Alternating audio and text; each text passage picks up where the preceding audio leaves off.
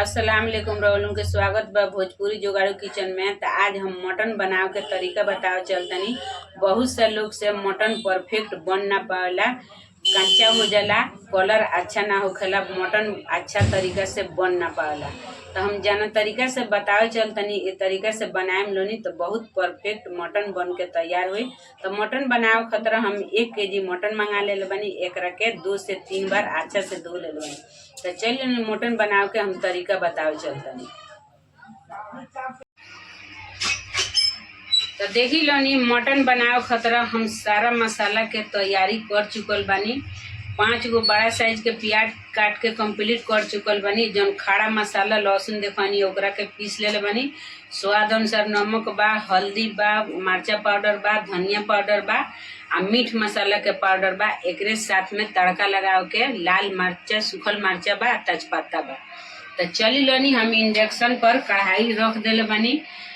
कढ़ाई में तेल डाल दिल बनी। तेल अच्छा से गरम हो गई बा। तो सबसे पहले मरचा के डाल लिए, मरचा लाल हो जाई तब तेजपत्ता डाल के और डायरेक्ट प्याज के डाल दिया। तेजपत्ता जल जला तब मटन अच्छा ना बन पावेला।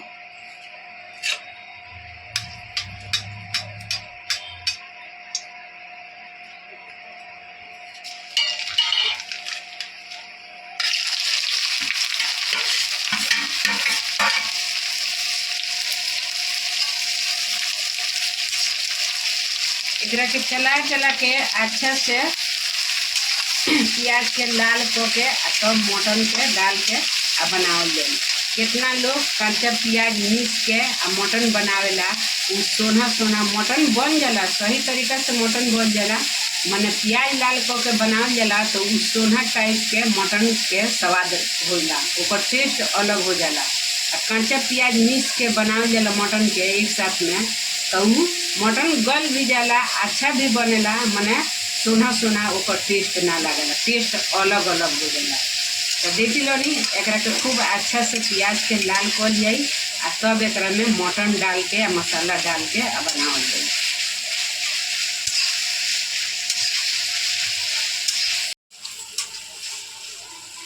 तो देखी लोग प्याज अच्छा से चला चला के लगातार चला चला के अच्छा से भून लिया, जो प्याज जली ना अच्छा से भुना जाई।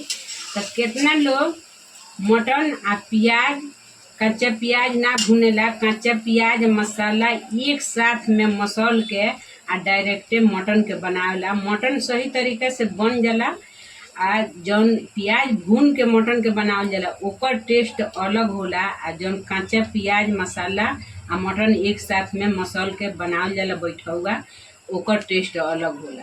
तो चलिए प्याज हम लाल को के आ मटन डाल के उनके देखाओ तनी। तो देखी लो नी प्याज अच्छा से लाल हो चुकल बा। अब एकरा में मटन आ मसाला एक साथ में डाल के एकदम धीमा आंच पर मटन के बनावल जाई। धीमा आंच पर ऐसे बनावल जाला जो मटन अच्छा से गल पावेला आ अच्छा भी होखेला। तो चली लोनी हम सब डाल के एकरा के बना के देखाओ तनी।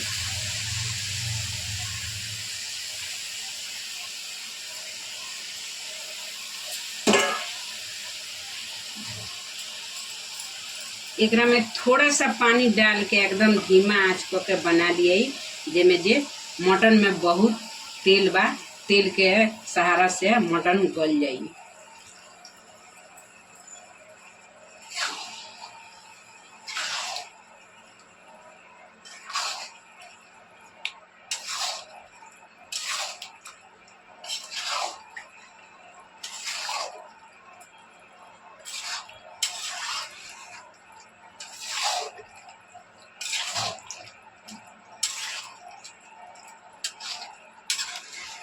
तो देखी लो मसाला जब डाल के एकरा के खूब अच्छा से चला लिया, जो मसाला में अच्छा से घुल मिल जाई। एकरा के ढोक के एकदम धीमा आंच पर बनावल जाई, जे इतना ही के इशारा से मटन गल जाई।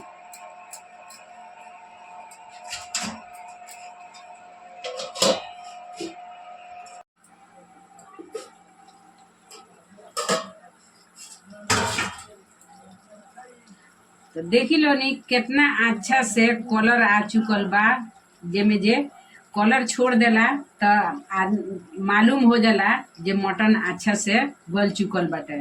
तो देखी लो कितना अच्छा से गल चुकल बा, अच्छा से भुना भी गल बा। अब एकरा में थोड़ा सा पानी डाल के आ ग्रेवी के तैयार कर लिया।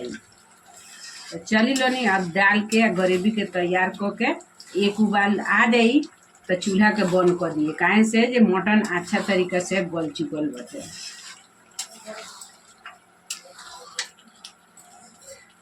तो देख लो मटन के हिसाब से पानी डाल जाई जे ग्रेवी पातर ना होखे, मटन भी अच्छा लगे।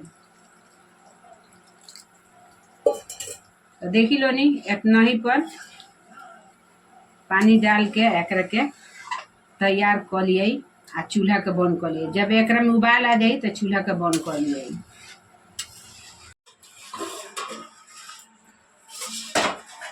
तो देखी लो मटन में उबाल आ चुकल बा आ कलर कितना मस्त हो भइल बाटे। तो जाना जाना तरीका से बतैनी है वही तरीका से मटन के बनाएम लोनी तो एकदम परफेक्ट बन के तैयार होखी। तो चली लोनी मटन के खरीद के ले आई लोनी, जाना जाना तरीका से बतैनी वो तरीका से बनाई लोनी, खाई लोनी। हमार वीडियो अच्छा लागल हो तो वीडियो के लाइक करके चैनल के सब्सक्राइब करें लोनी। आ नए नए तरीका सीखेंगे तो कमेंट करें लोनी। अगले वीडियो मिले। अल्लाह हाफिज।